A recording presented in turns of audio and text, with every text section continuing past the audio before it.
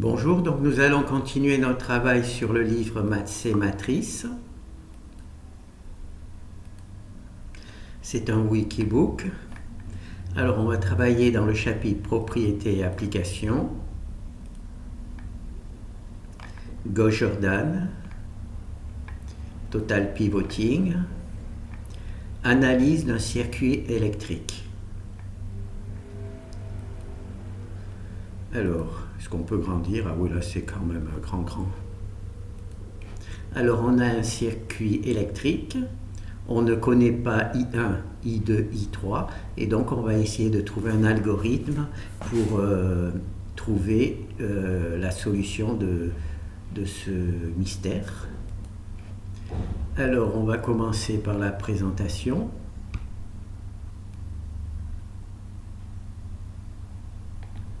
Hop là, bon, on va aller jusque là.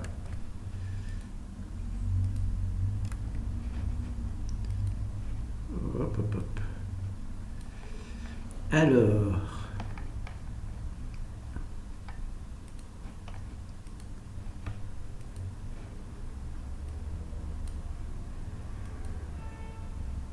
top.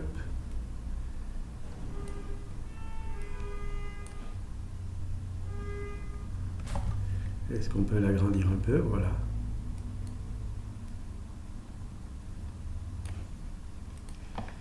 Alors, où on en était? Donc on va agrandir un peu là aussi. Alors ici, on a notre circuit. Alors on va commencer par trouver les valeurs qui passent par le nœud A.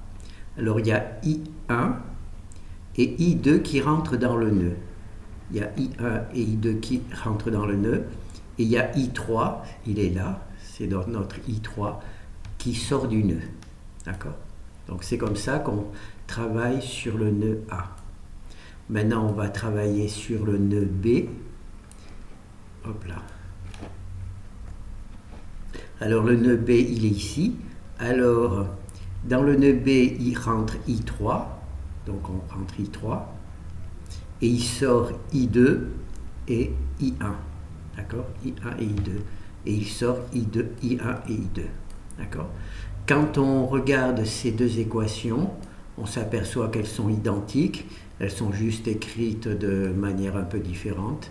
Donc on va résumer ces deux entrées, ces deux équations au nœud A et B en une seule équation qui sera celle-ci.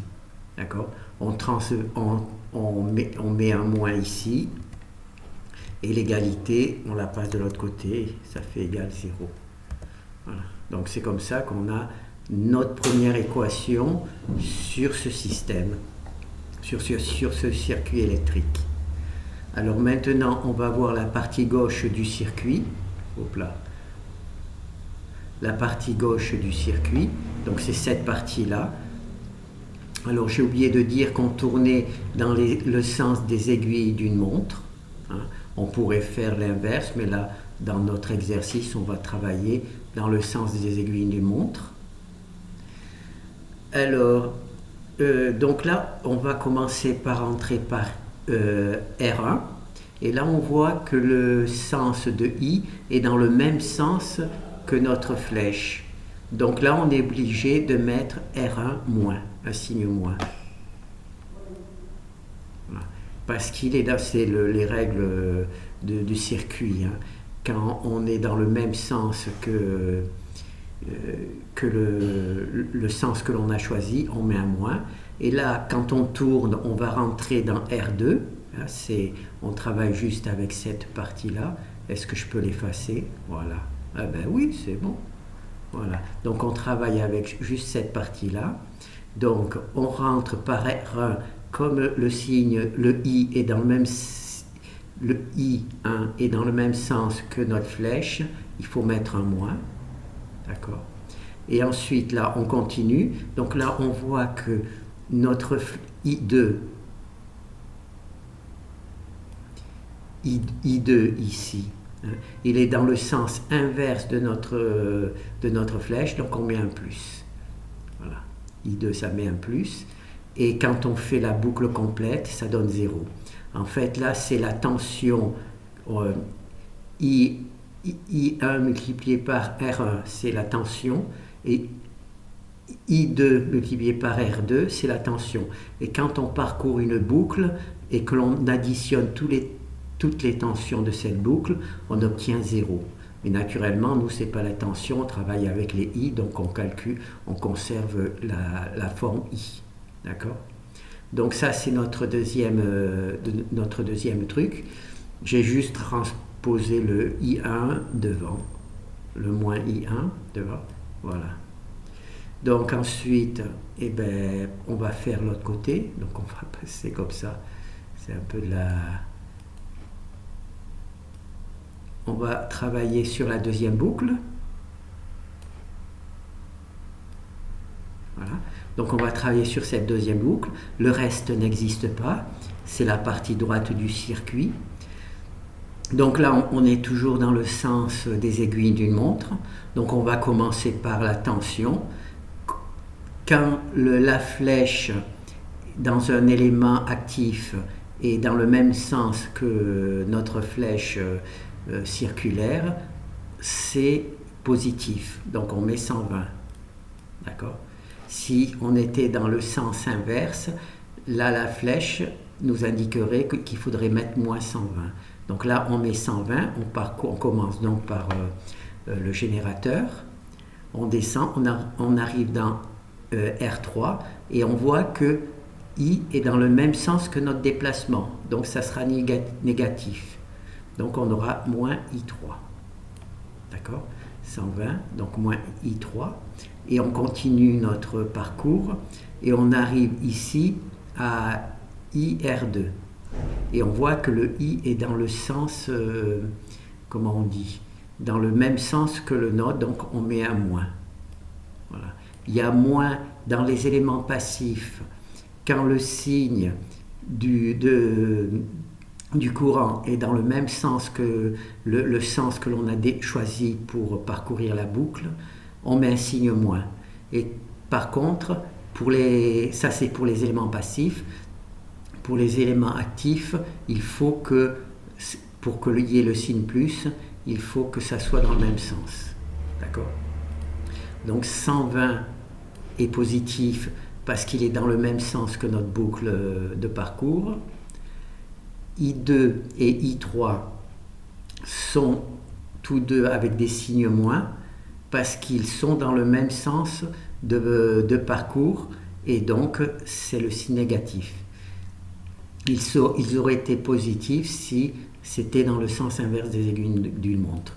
Donc là j'aurais écrit, donc ça c'est l'écriture d'après la boucle. Là je remets en bonne forme. Le 120, je le passe de ce côté, d'accord? Et les moins trucs, je le mets de l'autre côté. Voilà, ici, d'accord? Donc en fait, je fais ça. Je fais ça. Donc là, je mets un plus puisque j'ai changé de position. Et ensuite, naturellement, on met toujours les valeurs numériques à droite et les inconnus à gauche, donc on récupère ça. Donc ça c'est bon. Oula, je ne sais pas ce que j'ai fait, mais enfin là. Donc là c'est la partie gauche du circuit. Et on a fait la partie droite, la partie gauche, maintenant c'est la partie extérieure. Alors là on va tout prendre le circuit. Donc on fait toujours dans le sens des aiguilles d'une montre, donc c'est comme ça le sens, hein, le même sens que là.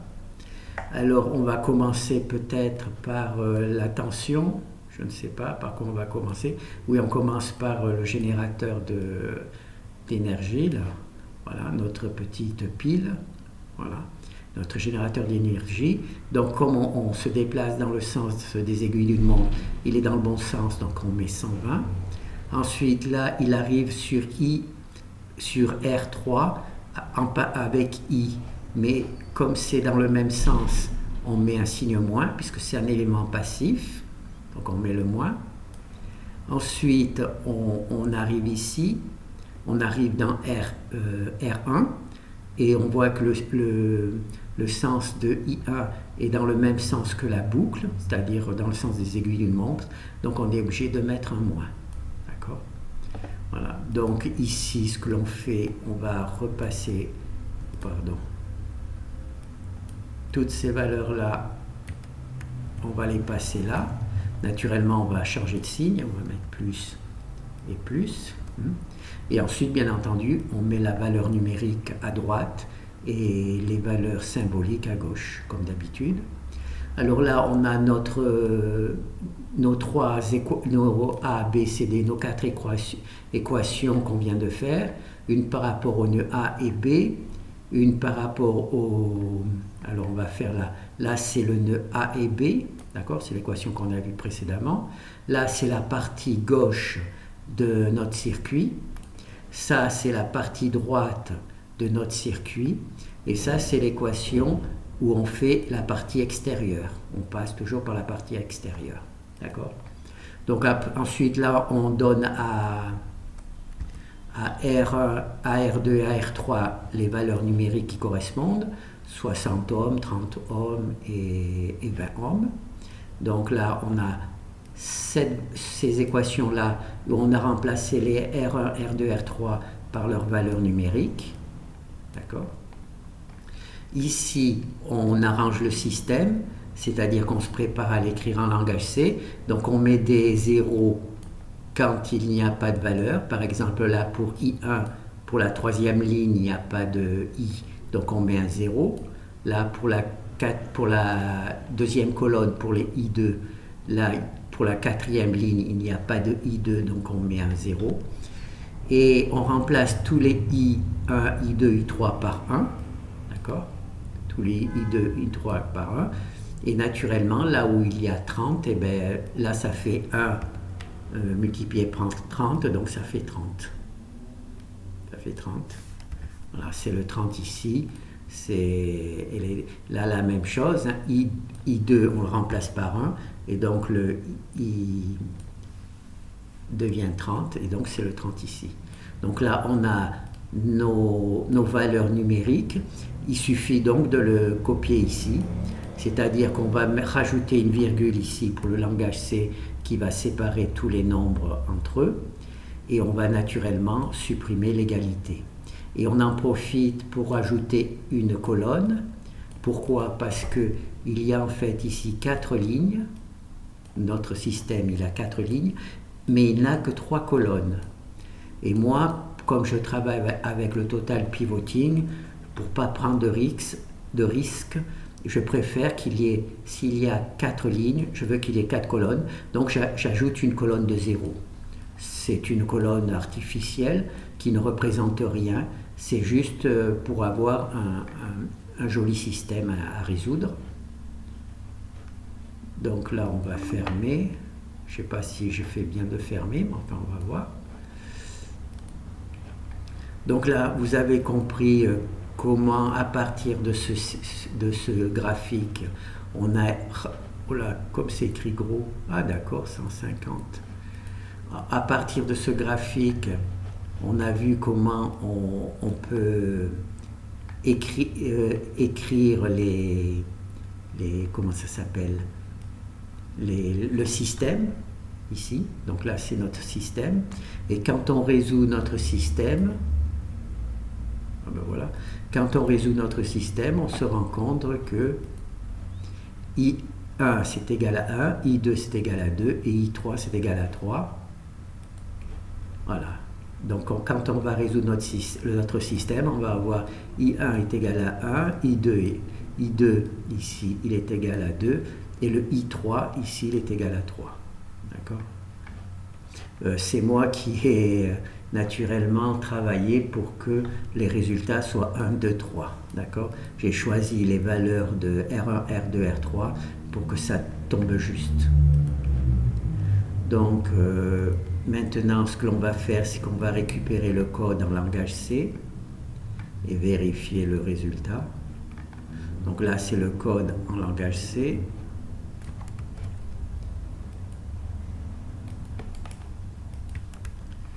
J'aurais dû... bon, voilà, je vais juste récupérer le résultat que l'on a eu ici, c'est le travail que l'on a fait précédemment. Donc on va juste le mettre là. Voilà. Et on va lancer. Ah, non, c'est bon. J'avais peur que j'avais pas fait les bonnes dimensions. Donc là, il y a notre système. Là, c'est le A. Là, c'est les B. D'accord? Et là, c'est le système sur lequel on a travaillé. Et on obtient bien 1 pour I1, 2 pour I2 et 3 pour I3. On peut faire le code avec Octave. Voilà. On obtient bien 1, 2 et 3 pour ce système. D'accord? Et ce système, on l'a construit ici. D'accord? On l'a construit ici. Voilà. C'est le système que l'on vient de construire petit à petit. Donc là, c'est pour le premier système. Donc là, on voit le résultat. I1 est égal à 1 ampère, I2 est égal à 2 ampères et I3 est égal à 3 ampères. D'accord? Alors maintenant, on va voir le deuxième truc. Là, il est vraiment complexe.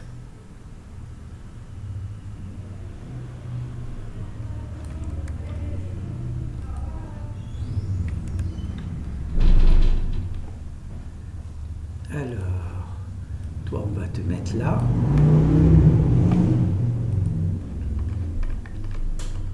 Alors, on va récupérer le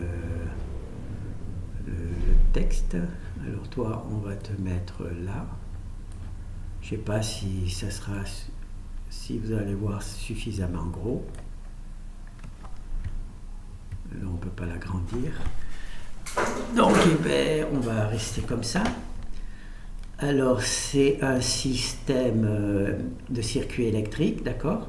Donc, on a en rose les I, I1, I2, I3, I4, I5 et I6. Il va falloir essayer de déterminer ces valeurs. Alors, on a R2, R3, R4, R5, R6. Et bien, je viens de m'apercevoir que je n'ai pas mis les valeurs. C'est pas grave. Voilà, c'est une erreur, mais c'est pas grave. C'est pour ça que je fais les vidéos, pour m'apercevoir des erreurs que j'ai faites. Là, ça va être un peu compliqué pour faire les calculs si on n'a pas les valeurs des résistances, mais enfin, c'est pas grave. Hein. Alors, on va commencer par le nœud A. Alors, par le nœud A, il y a I1 qui rentre. Très bien. Et il y a I3 et I2 qui sortent. I3 et I2 qui sortent. D'accord? Donc là, on a notre première équation. Ensuite, pour le B, le point B il est ici. Alors, on a I3 ici qui rentre. Hein, c'est le I3 qu'il est ici. I3. Ah non, c'est beaucoup trop gros. Alors, comment on fait? Ah ben c'est bon. Donc là, c'est le I3 qui rentre et il sort I5, voilà, c'est le I5 et le I4. I4 et I5 qui sortent. I4 et I5 qui sortent. Voilà. C'est exactement comme les nœuds pour les systèmes de réseau. Hein. C'est un système de réseau, on peut dire électrique. Donc là, il y a le nœud C. Alors le nœud C, il est ici. Alors dans le nœud C, il y a I2 qui rentre. Il y a I2 qui rentre. Il y a I5 ici qui rentre pour C. Et il y a I6 qui sort. Donc on le met de ce côté, I6 pour les sorties. Et ensuite il y a D ici. Alors il y a I6, le I6 qui rentre. Le I4 qui rentre aussi. Hein, I4 qui rentre aussi. Et il sort I1. Il sort I1. Et donc là, on a actuellement... Donc là, on a construit 4 équations pour les 4 nœuds A, B, C et D. Donc ça, c'est les 4 premières équations. Alors là, je les ai réécrites correctement en mettant les valeurs sur la gauche, les valeurs symboliques, et égales à 0 sur la droite. D'accord? Ensuite, là, ce que l'on va faire, c'est qu'on va travailler sur la partie gauche du circuit. Donc la partie gauche du circuit, c'est cette partie-là. Là, on fonctionne toujours dans le sens des aiguilles d'une montre. D'accord? Alors, donc on va partir, je pense, du générateur. Donc c'est ici.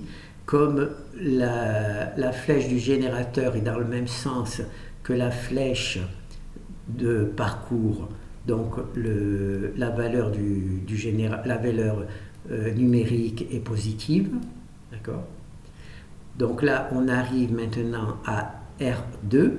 On voit que I2 est dans le même sens que la flèche de parcours, donc il faut un signe négatif parce que c'est un élément passif et quand comment ça s'appelle, c'est le choix qui a été fait. Quand le signe, quand le sens de l'électricité est dans le même sens que le sens de parcours, on met une valeur négative, un moins. Ensuite, on arrive dans R6. Voilà, R6, on arrive ici. On arrive dans R6. Et là, on voit que le sens est aussi dans le même sens que le sens de parcours. Donc, il faut aussi un signe négatif. D'accord? Et là, naturellement, on va transposer le 90 de l'autre côté. Donc, ça va faire moins 90. Et on va donc avoir une nouvelle équation. D'accord? Alors, maintenant, on va...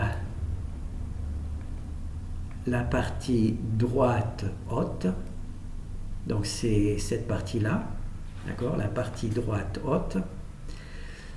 Alors on va partir de la partie droite haute, donc on part de I2. Alors I2 il est ici, hein, c'est R2, I2. Donc là il est dans le sens inverse de notre sens de parcours, donc I2 est positif. Voilà, I2R2 est positif, le produit I2R2. On parcourt, on arrive ici, on arrive dans I3R3, mais là on est dans le même sens que le sens de l'électricité, enfin du courant, est dans le même sens que le sens de parcours, donc on met un moins. Voilà, on met un moins. Et ensuite, on arrive à R5, I5, R5, I5. Et comme le sens ici, il est dans la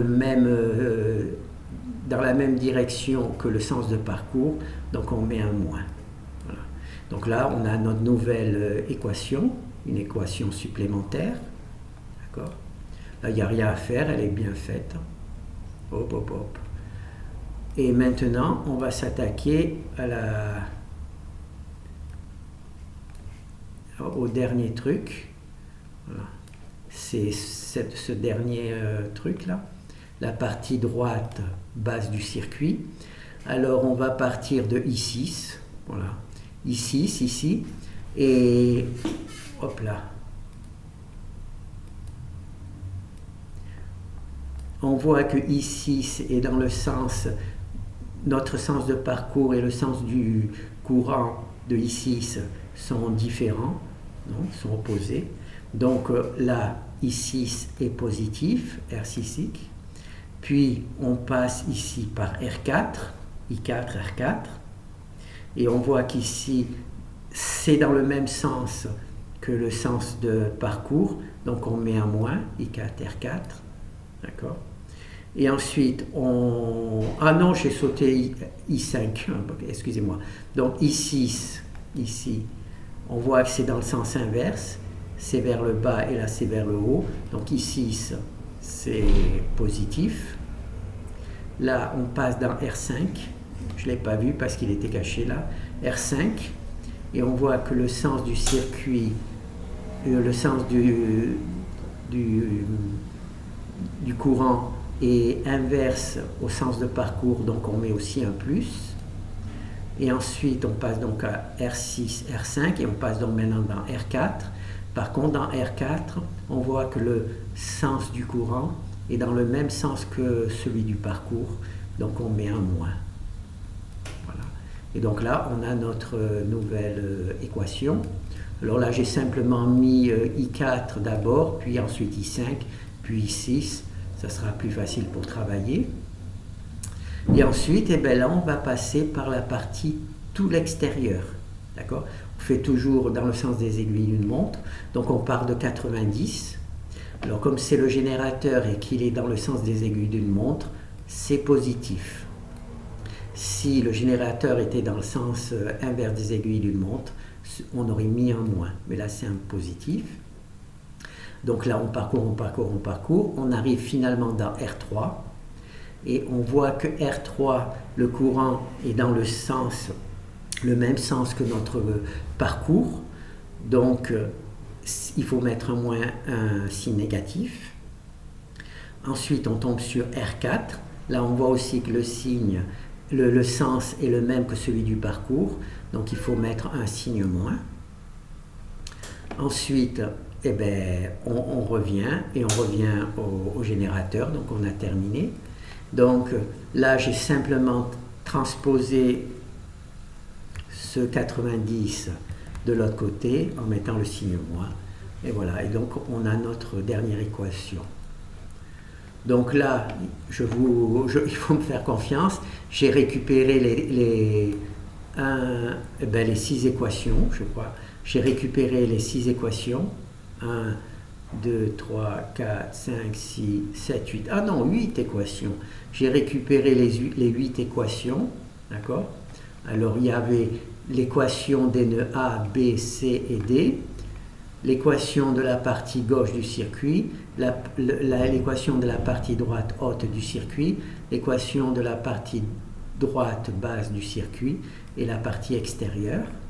Donc là, on a nos 8 équations. D'accord? Alors, je les ai rangées de telle manière que tous les I1 sont les uns sous les autres, les I2 sont en dessous, et I3, I4, I5, I6. Ça a été construit à partir de toutes ces équations que j'ai créées précédemment. D'accord? Alors, les 3 premières n'ont pas de R, puisque ce sont les équations de nœuds, alors que les 4 dernières, elles ont des R, puisque ça parle de tension. Voilà, c'est la loi de Kirchhoff de tension, et là c'est la loi de Kirchhoff des nœuds, la loi des nœuds. Bon. Alors maintenant ici, j'ai décidé de donner des valeurs à R2, R3, R4, puisqu'il y a 1, 2, 3, 4. Donc il y a 4 trucs. J'ai oublié, je vais les rajouter, j'ai oublié de mettre leurs valeurs. Donc pour R2, j'ai choisi 50, pour R3, j'ai choisi 20, et pour R4, j'ai choisi 50. Voilà, j'ai essayé de choisir des valeurs pour que le résultat donne des entiers. Donc là, c'est le même travail qu'ici, mais on a simplement remplacé les R par leurs valeurs. Voilà, 50, R2 c'est 50, voilà.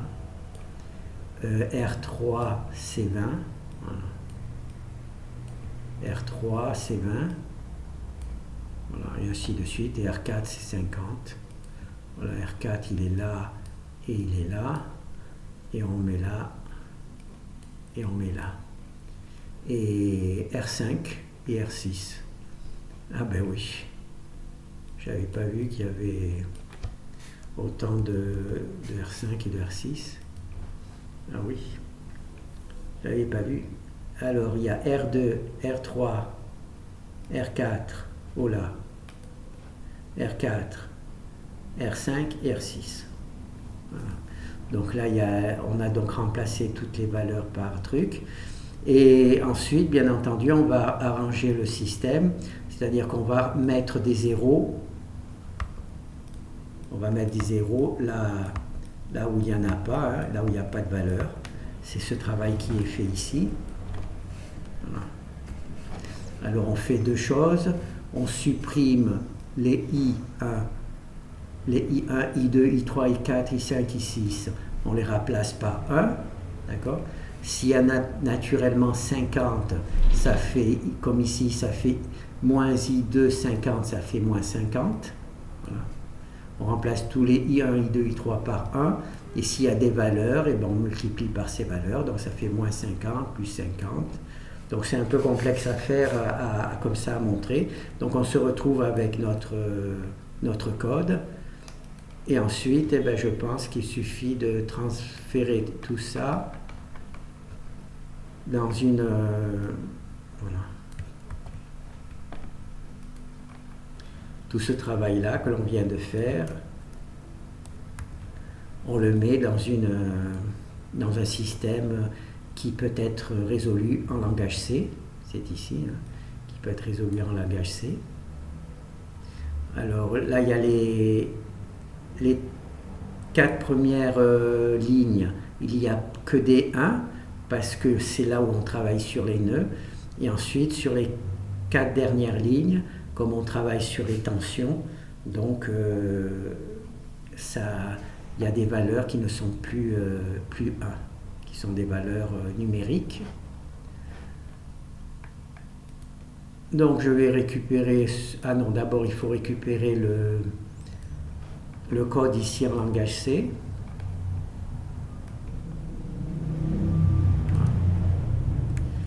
Le code en langage C.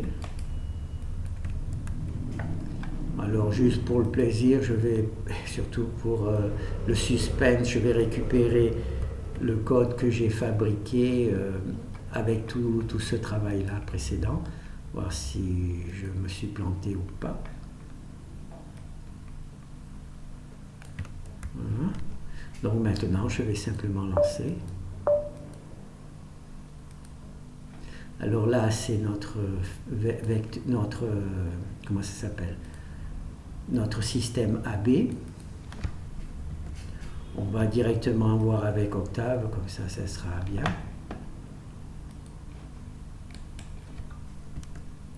Donc voilà le résultat avec Octave. 3, 1, 2, 1, 1, 2. On va vérifier avec moi. Voilà.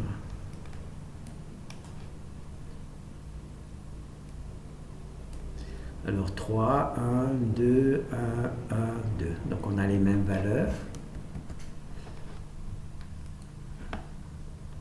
Alors pour le truc, c'est tout simple. On utilise simplement un appel à la fonction Gauss-Jordan, Total Pivoting. On crée donc notre système, c'est naturellement le gros travail. Et ensuite, eh bien, on appelle juste Gauss-Jordan sur le Total Pivoting. Alors, et donc notre résultat, il est là. Et on n'arrive pas à le grandir, ben si, voilà. Donc, on a I1 égale 3, I2 égale 1, I3 égale 2, I4 égale 1, I5 égale 1 et I6 égale 2. Voilà. Donc, c'est un travail intéressant.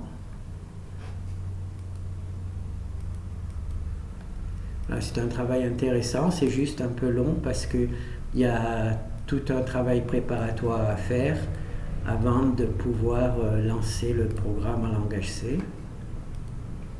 Donc alors on va revoir. Donc on va commencer par créer les équations des nœuds. Voilà. Donc là il y a le nœud A, le nœud B, le nœud C et le nœud D. Donc on commence par calculer les équations des nœuds, c'est-à-dire qu'il y a les rentrées et les sorties. Voilà. Entrée et sortie, entrée et sortie, entrée, entrée et sortie, entrée et sortie. Donc là, ça nous permet d'avoir récupéré ici quatre équations. Ensuite, on passe sur la partie gauche. Donc on étudie la partie gauche. On choisit un sens de parcours. Moi, j'ai choisi le sens des aiguilles d'une montre. Voilà. Alors dans les éléments actifs, si le sens du courant traverse un élément actif dans le même sens que les parcours qu'on a choisi, c'est positif, sinon c'est négatif. Et si le courant qui passe dans les éléments passifs, comme une résistance, sont dans le même sens que le sens du parcours, là, il faut que ça soit négatif. D'accord ? Il faut que dans les éléments passifs, le sens de parcours soit inverse à celui du sens du courant, pour que ça soit positif. Sinon, là, c'est négatif. Donc, on étudie d'abord cette première boucle, d'accord ? Puis on étudie cette deuxième boucle, puis cette troisième boucle. Ce qui nous permet en fait, quand on parcourt une boucle comme ça, et qu'on additionne toutes les tensions qui se trouvent dans cette boucle, on obtient 0. D'accord ? Donc ça veut dire que 90 plus 90 volts est égal à I2R2 plus I6R6. Voilà. Cette boucle-là doit donner 0 quand on parcourt.